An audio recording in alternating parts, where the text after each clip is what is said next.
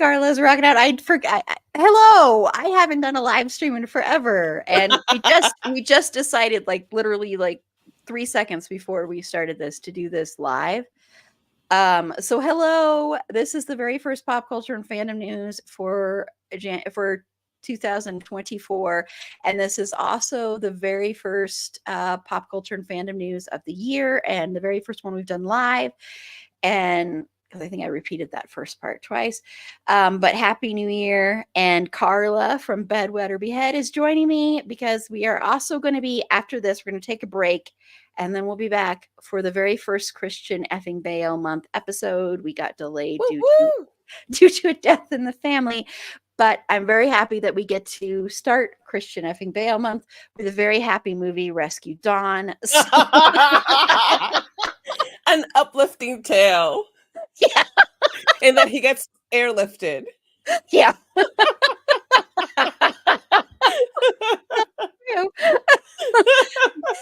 Yes, very warm and fuzzy feeling, much like Newsies. Exactly like Newsies. I'm glad that you brought that up. And Newsies was the one that our listeners picked last year, and Rescue Dawn was the one they picked this year. So big fluctuation there. Yeah. Are you okay, listeners? Of course, I think I put in the poll, like, I don't think there was a single happy movie I put in the poll. So yeah. But we sprung this live. He doesn't have like comedies and stuff, so I think we can be forgiven. I know, once again, please give this man a comedy. He is so flippin' funny. He's so funny. So please just give him a comedy to do. I'm begging you, world. Please. Yeah. So we haven't promoted this at all. So if you come here and watch us, it's because you've gotten notifications on.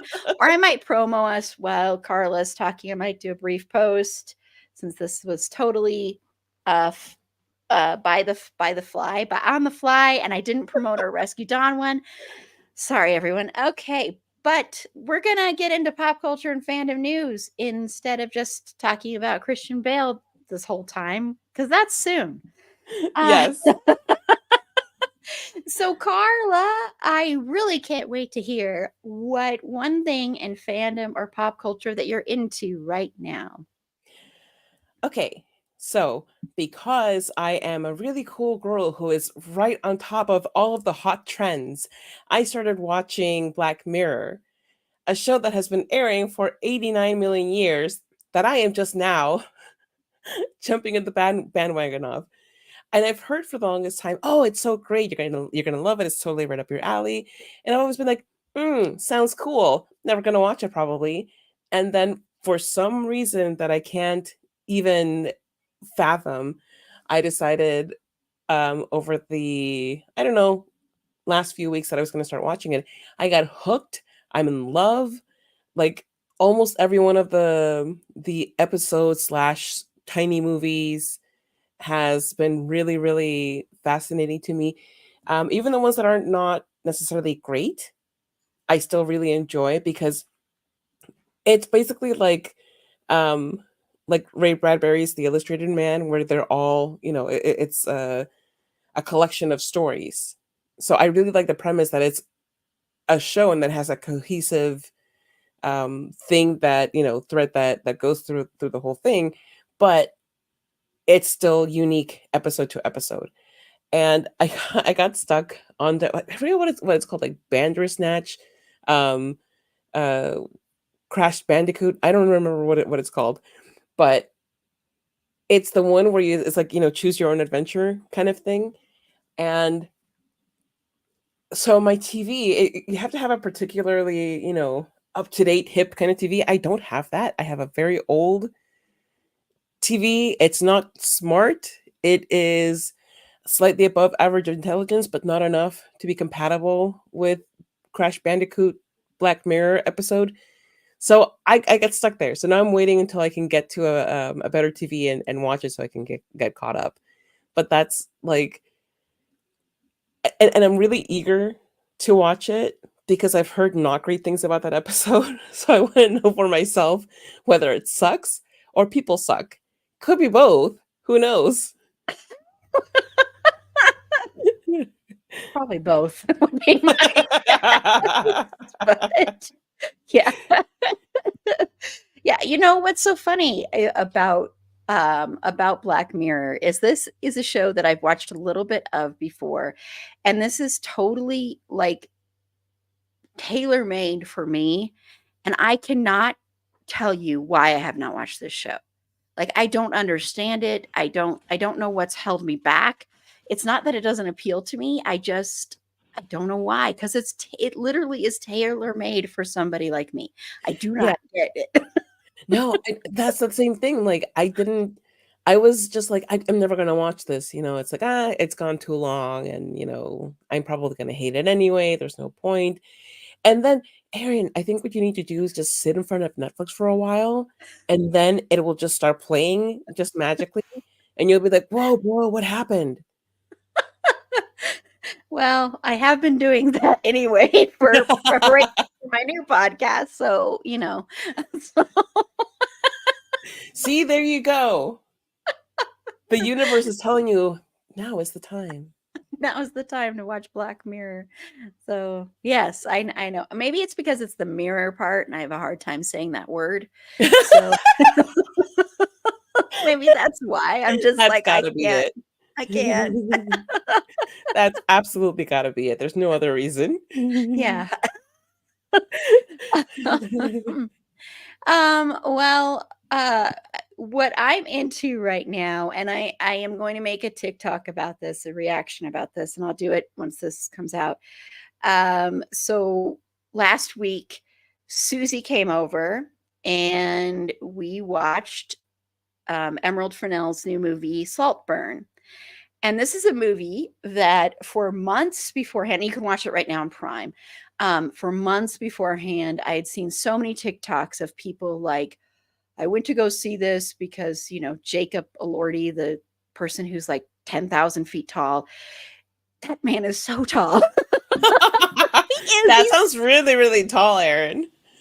Well, he's like 6'5", but it's like you Whoa. watch him in a movie and he's got other people around. At one point, Susie, they were like, so is Barry Keoghan just really short, or is Jacob Elordi's like 6'5"? So Because Barry is like 6 feet or something like that, isn't he? I don't know, but he looks like he's really short next to Jacob. Everybody does. But so I was seeing on these TikToks because, that's a person who, like, for the like Gen Z and stuff like that, and people that watched like Euphoria, even though he played a horrible person, like, love him, and he's like the big crush, like celebrity crush. Mm. And so they go to see him, and then they have this like, oh my gosh, it's so shocking. And it had like this, like, they're just like these videos of them just like blank faces, like, what the hell did I just watch? What the hell? um and so I was like, horror, as everybody knows, is my favorite genre. So I'm like, this better be really bizarre and out there, because every single TikTok video I've seen about this movie has been like, oh my gosh, you're not prepared for the bathtub scene, the graveyard scene, the vampire scene. That's all I'm going to tell everybody. I don't think you should be spoiled for it unless you really want to, unless there are things that might really squick you and you want to be prepared for that. Um, but so I watch it, and I really loved this movie. I want to say I really loved it. If I had watched this before we did our best of, it would have cracked my top 5. But I understand why people don't like this, because people hate this movie. This movie is so divisive. Like, people either really love it or really hate it. Like, hate it. And and I get some of the complaints. Like, I get that the ending, there's some issues with the ending. I get that.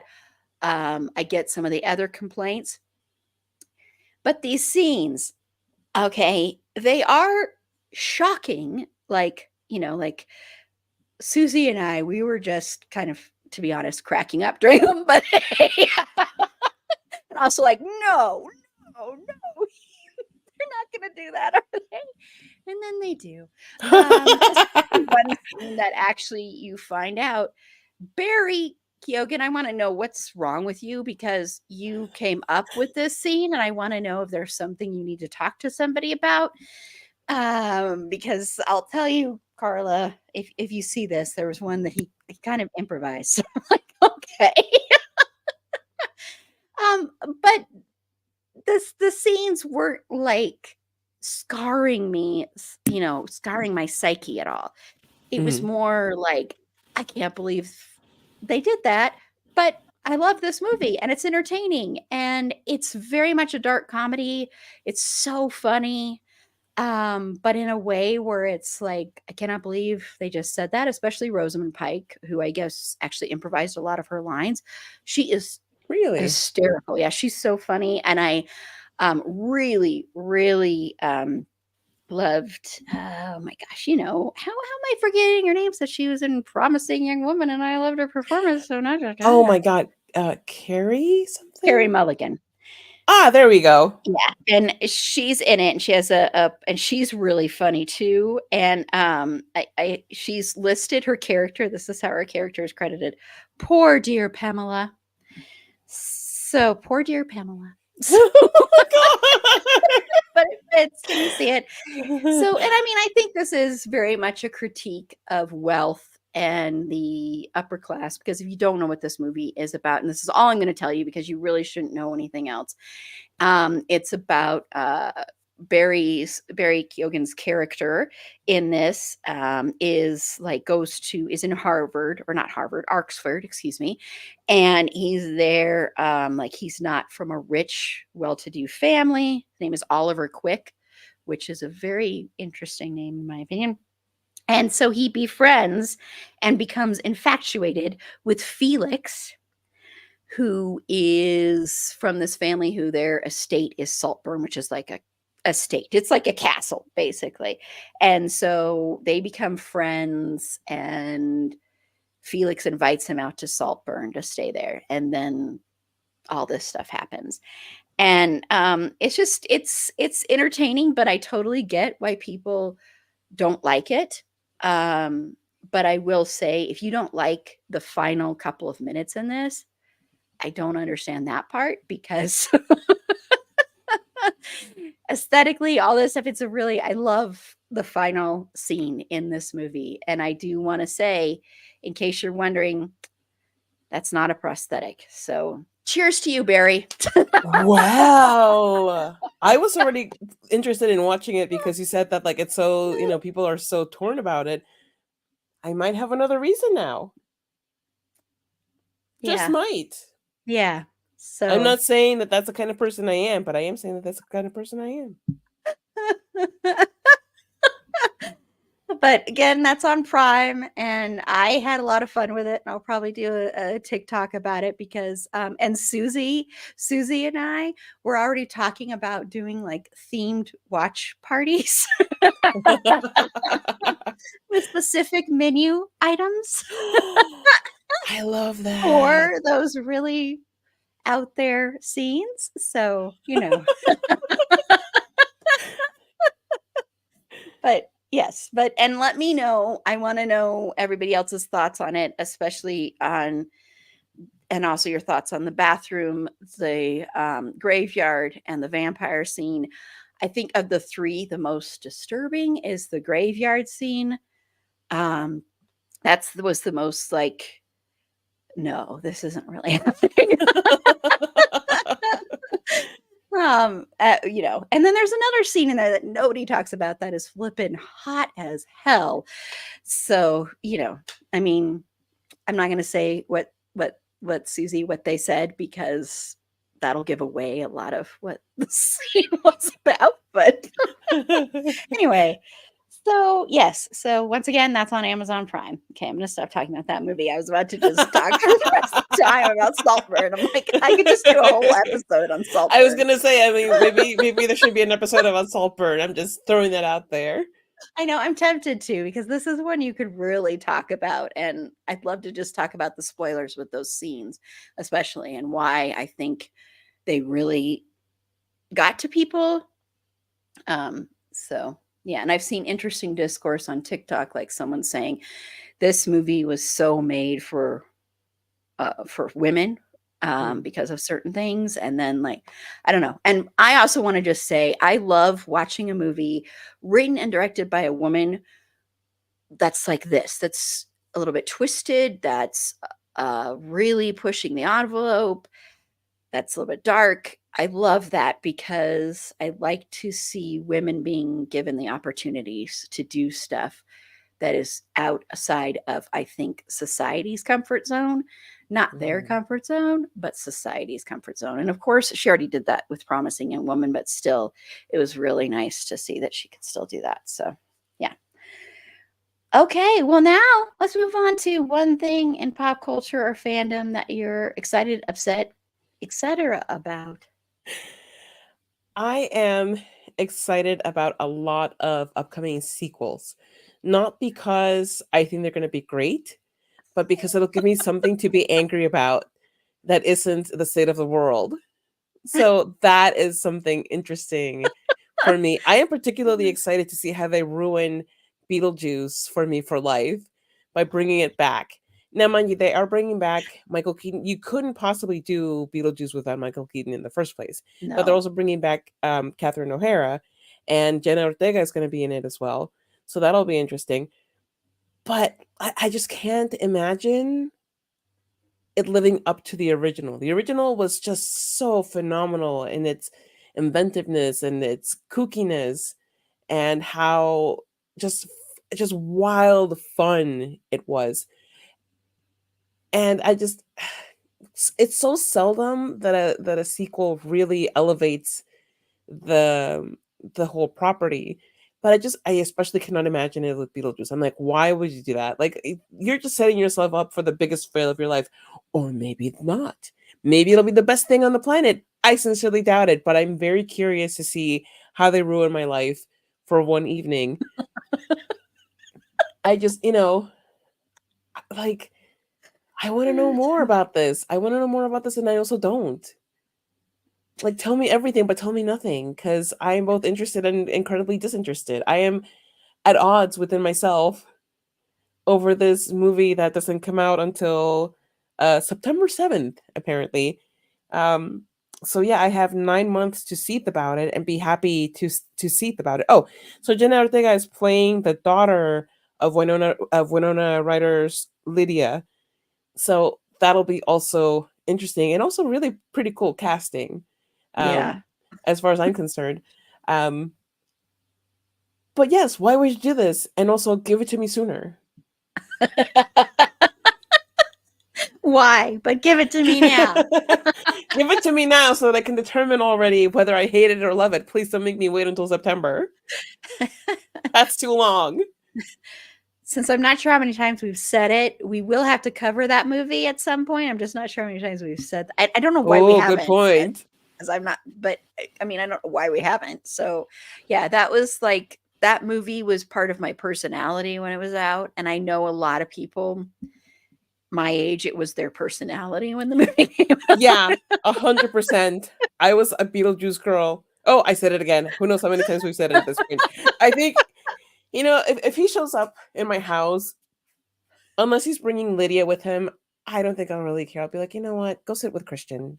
I was I don't just have going to time for you right say, now. have Christian entertain him. Exactly. Like, go sit with Christian. I'm not interested right now.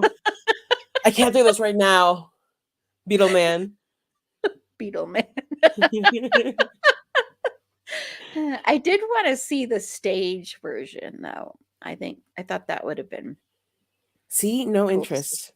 Oh, No interest for me. No, because again, we're just anything that wasn't a musical that becomes a musical.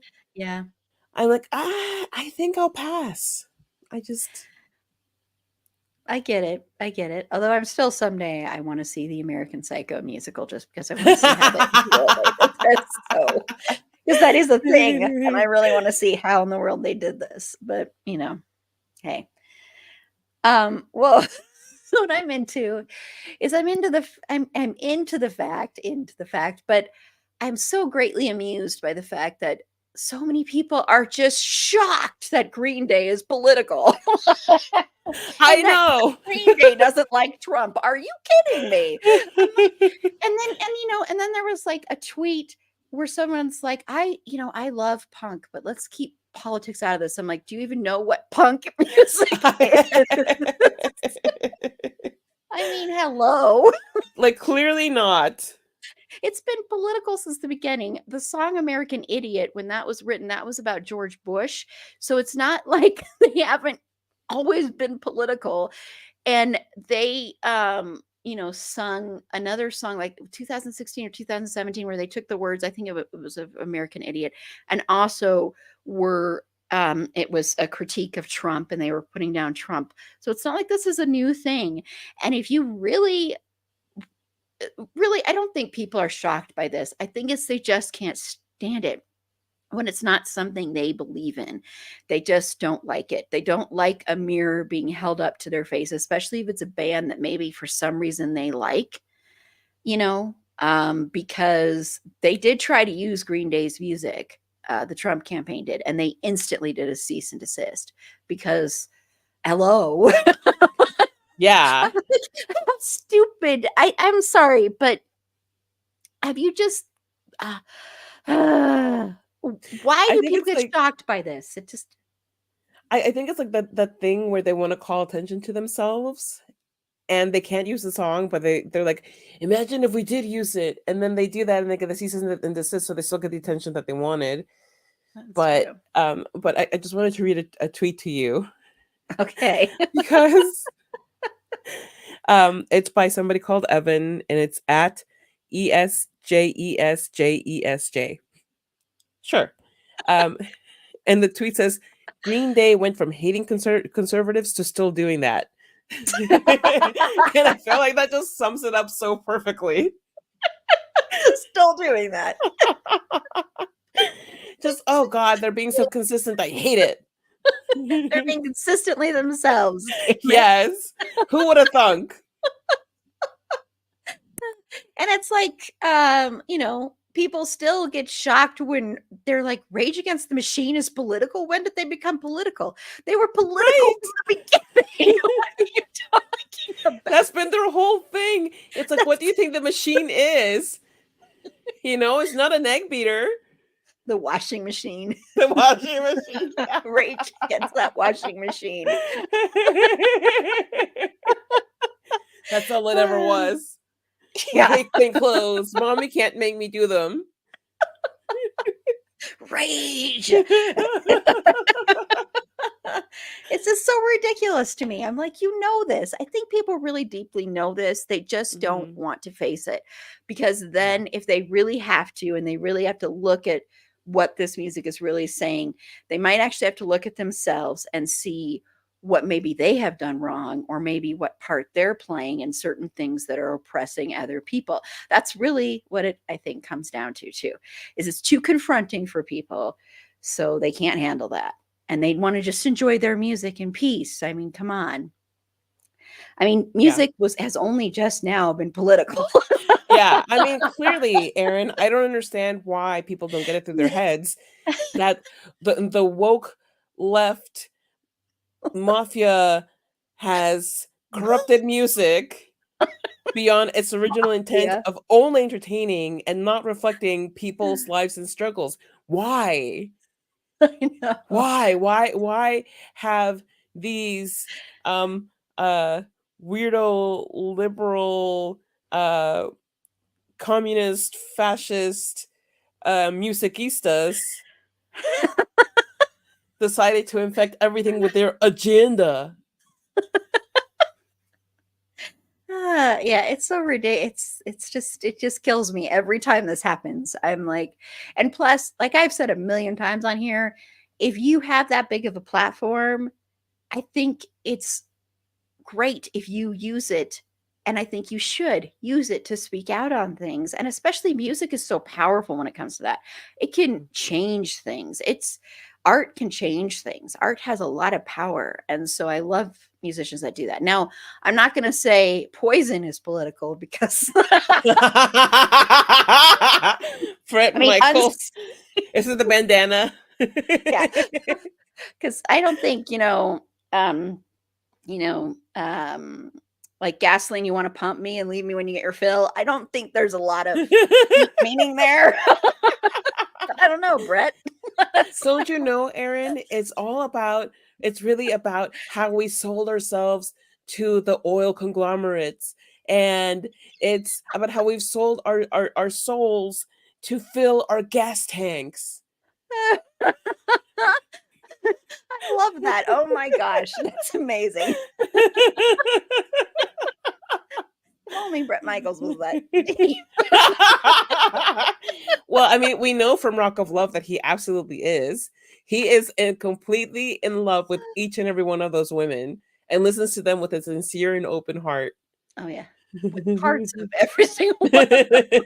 Yes.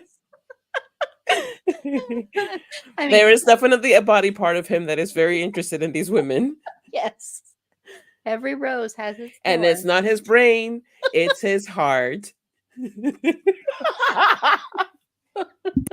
His heart's really south of his brain. It's placed in an unusual spot, Aaron, okay? Like, poor guy, give him a break. It's a medical condition.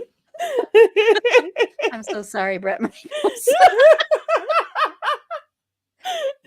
Although, if people don't know this, if you haven't listened before, Brett Michaels has this weird, like, I do not like this person, but I will watch, like, I watched Rock of Love. I've watched it more than once. I've watched it more than twice. So there's some weird thing this guy has over me, but I don't think he's attractive. I don't like him. I can't stand it, but I love listening to Poison. So it's like, I don't know. I don't know. It's ear candy. It is. It's ear candy. It's, with no deep meaning. None. No. Except for the oil thing. That's what Unskinny Bop was really about, huh? 100%. 100%.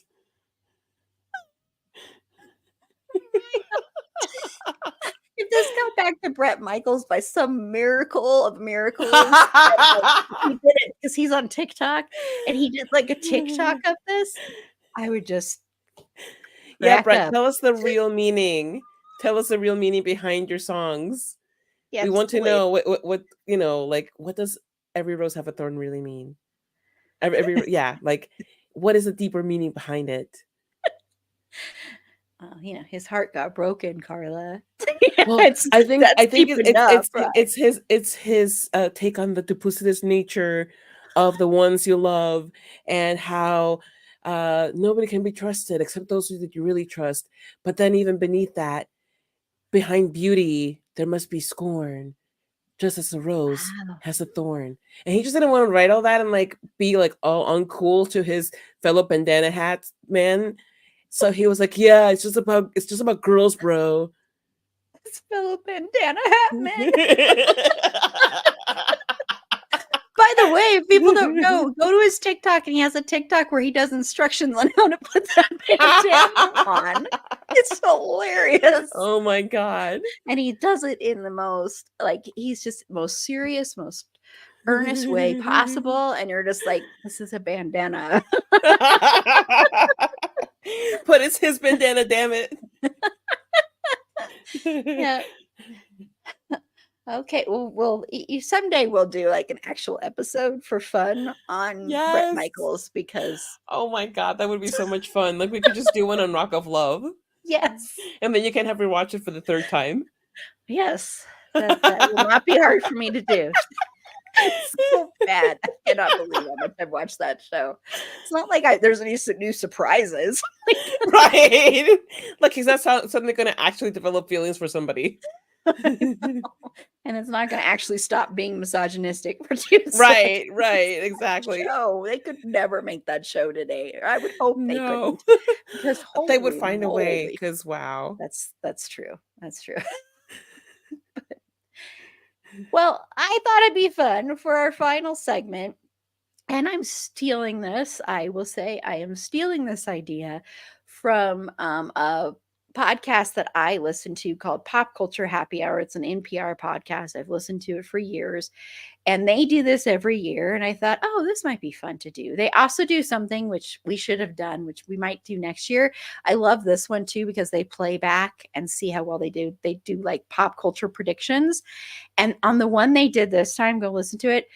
Linda Holmes, she predicted, she's like, there's going to be a big strike and these big upheaval in entertainment. She predicted all. It was amazing. Wow. She was like, that's the first time I've ever listened to them get it so completely right. So other ones, they predict stuff and you're like, oh, I wish that would have happened. But the other thing they do is they make pop culture resolutions. So I just thought this might be kind of fun. So, Carla, do you have any pop culture resolutions? I do, as a matter of fact. Other than my resolution to laugh at every remake that comes out and every sequel, my resolution for pop culture for this year is to watch more horror, and particularly international horror, because last year I watched a couple of really, really great international horror movies and series that were really fascinating. There was one called the Conference. It's a Swedish movie. It's a slasher, just pure, slash blood. Um, that was hilarious and also slashery. Um, and I really enjoyed it. And I'm like, oh my god, I really need to, you know, put on those subtitles and watch more of this stuff from not here. And yeah, like it really kind of stemmed from, you know, looking at something, the premise looks interesting. Why wouldn't I check it out just because it's in a different language? Who cares? If I had an attitude of not wanting to watch something just because it's in a different language, I would have missed out on watching Parasite when it first came out. There's so many great things that we're probably missing out on because we're scared of, oh no, I won't understand what they're saying. Well, they wrote it out for you, so you'll be fine. And some of them even dub it if that's your thing, you can also watch them that way. But yeah, like my resolution this year is more international horror.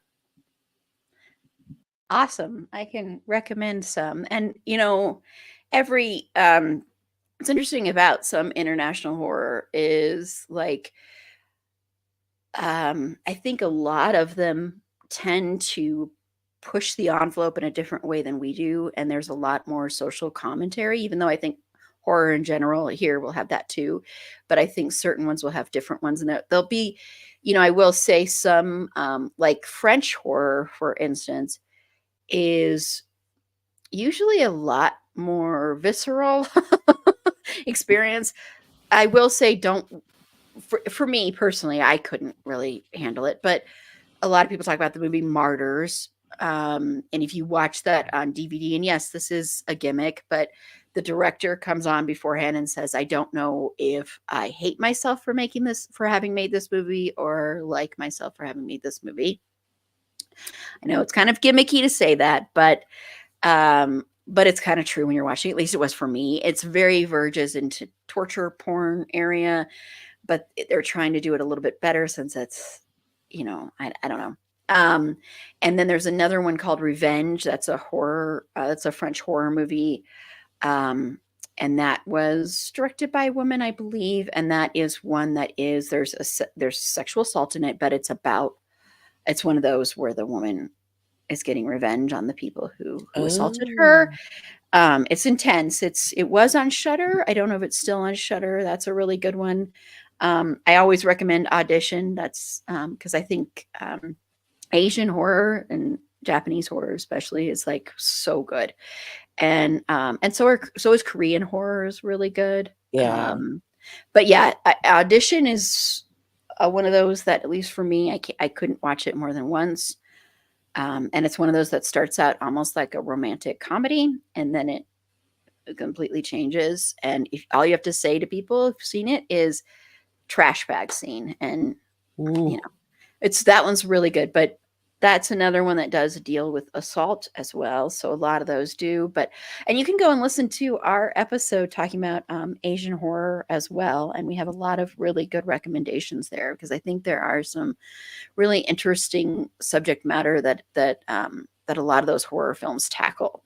And a lot of those horror films do not have happy endings. That's the big thing. So yeah, yeah, that's I love that resolution. That's great. I have to look up a bunch more, and I'll be just flooding your because I'm trying to remember some names of ones right now. My mind is just drawing a blank, but I will have to send you a bunch of them because Please there are do. some really really great ones from all over. There was a really great uh, Dutch horror. Sweet.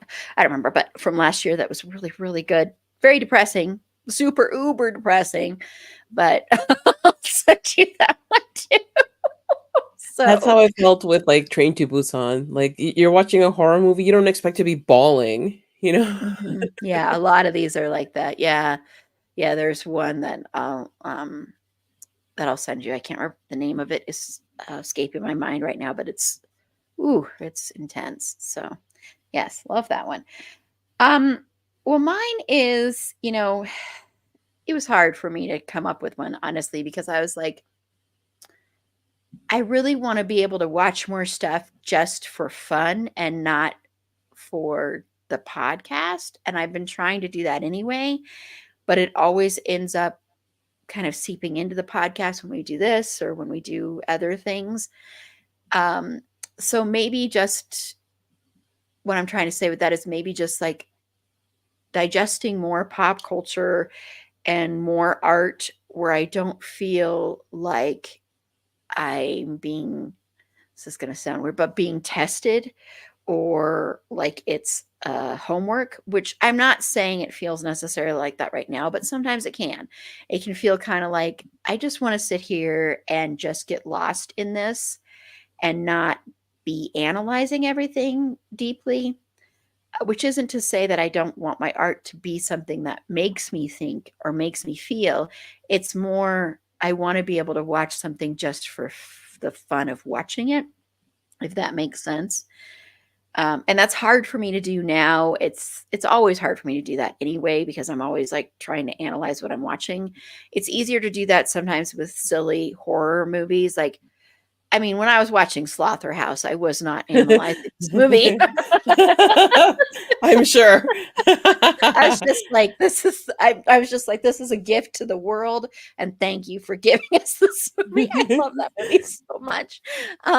So that was more like, oh, this is entertainment, this is fun. But I think also reading, I'd like to get back into reading for fun because whenever I read now, it's always for an interview, which I'm not complaining about that. It's just I'd love to be able to do more reading for pleasure. And I think getting back into fanfics has kind of been like that in a way, but I'd like to go back to reading novels and stuff for fun and not just for interviews. So more digesting pop culture for fun and not just for podcast prep or to always find a deeper meaning. So if I that love makes that. sense.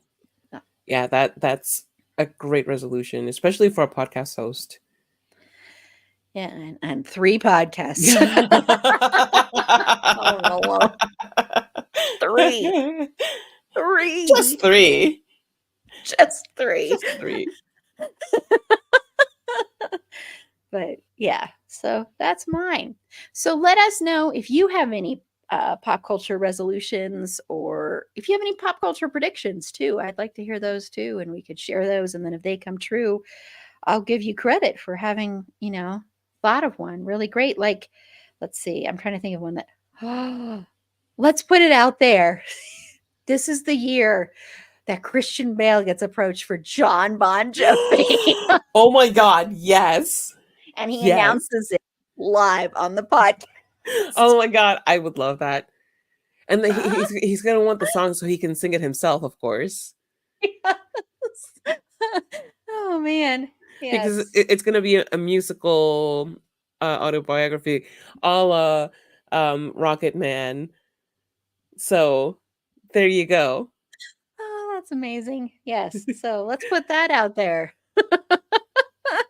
Ah, so thank you so much, Carla, for joining me on this Spur of the Minute live version. But thank you, as always, for joining me, especially this month since I love Christian effing Bale month. So I'm so excited we get to kick that off next here in just a few Yay! minutes. Woohoo!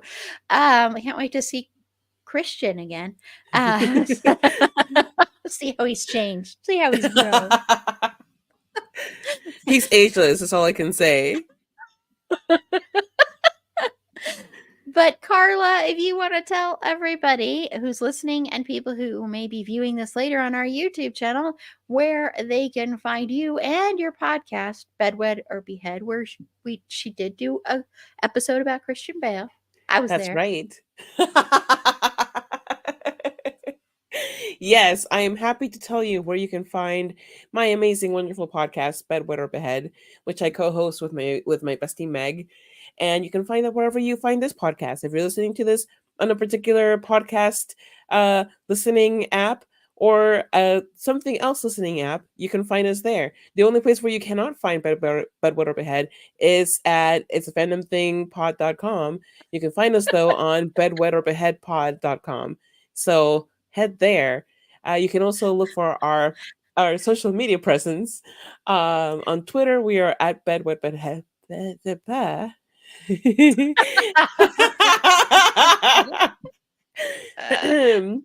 On Twitter, we are at bedwetbeheadpod.